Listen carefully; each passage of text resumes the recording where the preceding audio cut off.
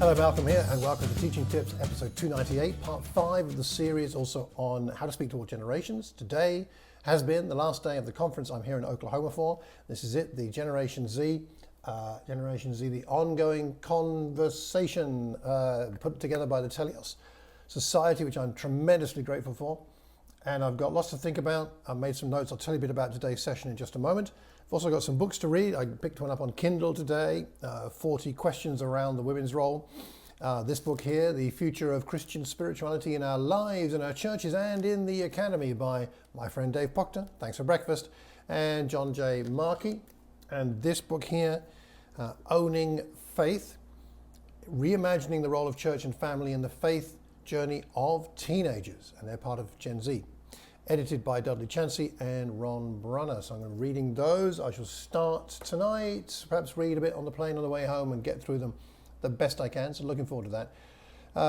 The richness of everything that's come my way the last few days has been wonderful, both in terms of books, conversations, prayerful thinking as I've been out and about. I had a little walk this afternoon, praying and thinking about what I've sensed God has been teaching me here and how I should respond and what's relevant for me back home, and as well as the actual talks. But let me tell you a bit about this morning's talk by Dr. Amy McLaughlin-Sheasby, if I'm pronouncing that right, and her title, a bit of a long one, so let me get it right, Picking Up the Pieces, Cultivating Hope in a Traumatized Age.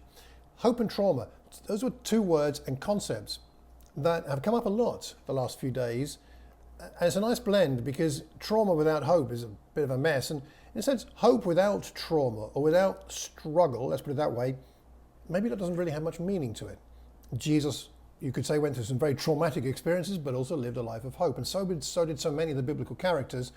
And indeed, so do we today. And in particular, the contention at this conference has been that Gen Z might be the most traumatized generation, at least generations that I might be connected with, those who are alive at the same time as me. I think it might be hard to argue with that, at least generally speaking. Of course, not for everybody in every country, every culture, maybe, but perhaps in the West, and the effects of COVID on children as they've been going through their education and other issues to do with that, friends who might have died, or family or family friends, as well as what's going on in the media, and the fact that young people are more exposed to a torrent of often very negative information on the news and social media from friends or wherever, more intensely than we were, and they don't yet have the resilience that they have learned and been helped to develop that we perhaps do once we're older. And I think this is a very real issue, because although every generation is going to have its struggles, every generation is going to have its trauma, and no generation can get through to maturity without some struggle.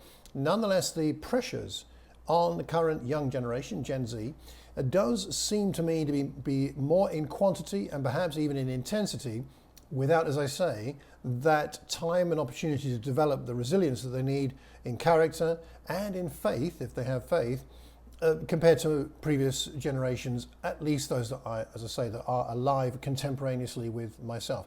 And that's some of what Dr. McLaughlin-Sheasby talked about today. I thoroughly recommend this talk. It's one of those I really do need to go back and listen to again, and maybe even again. I made a lot of notes. Any of you that are interested in trauma, you really need to listen to this lesson.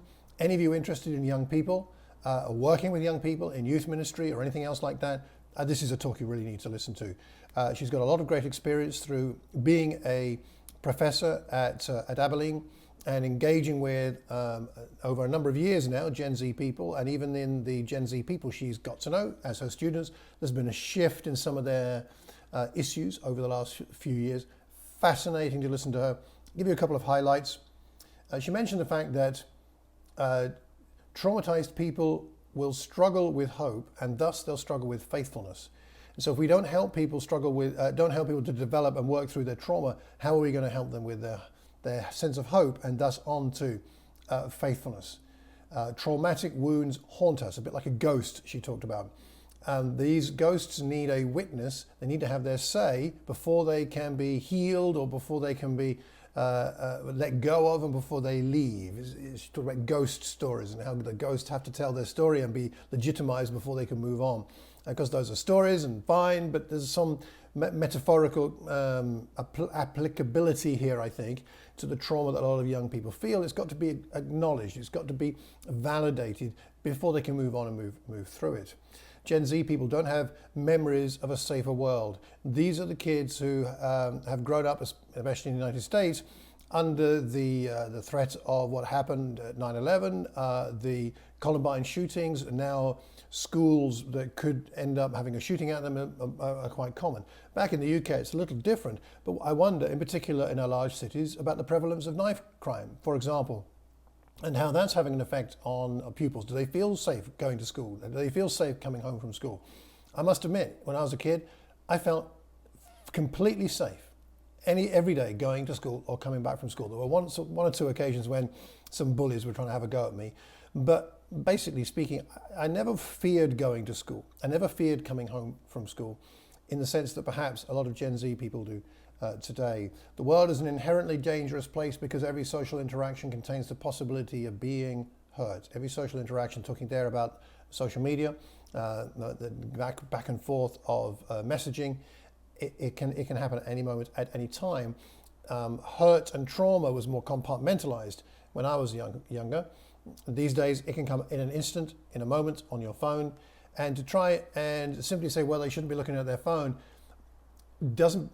isn't particularly helpful and persuasive to a Gen Z person, generally speaking, because this is part of how they connect with the world and their friends. It's a generational difference that I don't, of course, really understand, and I think many of us don't.